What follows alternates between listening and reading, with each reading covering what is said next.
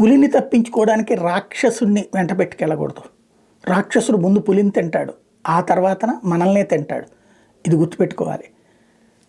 Soros అనేటటువంటి వ్యక్తి అంటే అమెరికా బుర్రల్లోనే ఉందేమో ప్రపంచ ఆధిపత్య ధోరణి, తెల్లజాతి ఆధిపత్య ధోరణి.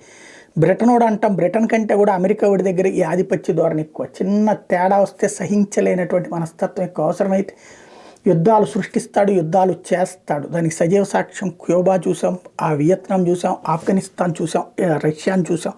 ఇట్లాగా వాళ్ళ చేతిలో డబ్బు ఉంది, అందులో ప్రపంచం అంతా వాళ్ళ రూపాయలతో నడుస్తుంది కాబట్టి కథ నడుపుతున్నటువంటి పరిస్థితి అయితే ఉంది. ఇదంతా ఎందుకు చెప్తున్నా అంటే, ఒకప్పుడు George Soros America deep state అంటే FBI, CIA ప్రభుత్వము అందరి సహకారంతోనే కదా శ్రీలంకలో అధ్యక్షుడిని మార్చేయాలన్నా, పాకిస్తాన్లో ప్రధానమంత్రిని తీసుకెళ్లి బొక్కలో తీసి కొత్త ప్రధానమంత్రిని పెట్టాలన్నా, బంగ్లాదేశ్ ప్రధానమంత్రి పారిపోయేలా చేసి అక్కడ తీసుకొచ్చి వాళ్ళ మాటిని చెప్పు చేతల్లో ఉండేవాడిని పెట్టా, బర్మాలో ప్రజల చేతనికైనటువంటి ఆంగ్ సాన్ సూచీని తీసిపడేసి సైన్యపు చేతిలో పాలన పెట్టి, ఇవన్నీ కూడా అట్లాగే నడుస్తూ వచ్చినాయి.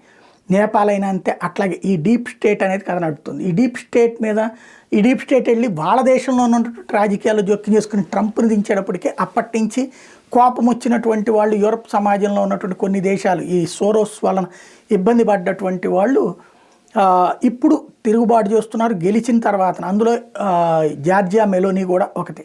మన నరేంద్ర మోడీ అంటే వీరాభిమానం చూపెడుతుంది. ఎప్పుడు ఫోటో దిగిన మెలోడీ అంటూ మోడీలో నరేంద్ర మోడీలో మోడీ, అట్లాగే తనలో ఉన్నటువంటి మెలోనీని కలిపేసేసి మెలోడీ అని చెప్తూ ఉంటుంది. బాగా వైరల్ అయింది కూడా వీళ్ళ జంట. ఇప్పుడు ఆవిడ తాజాగా సోరోస్ని వ్యతిరేకంగా ఉన్నటువంటి ఎలన్ మాస్క్ నమ్ముతోంది. అద్భుతమైన వ్యక్తి, సబ్జెక్ట్ ఉన్న వ్యక్తి అని చెప్తోంది. కరెక్టే, కానీ అతను ప్రపంచంలోనే అంటే ఇప్పుడు తన వ్యాపారం కోసం ఎంతకైనా తెగిస్తాడు, దేన్నైనా దెబ్బతీస్తాడు. సోరోస్ వాళ్ళది కూడా అదే. ఇది గుర్తుపెట్టుకోవాల్సినటువంటి అంశం.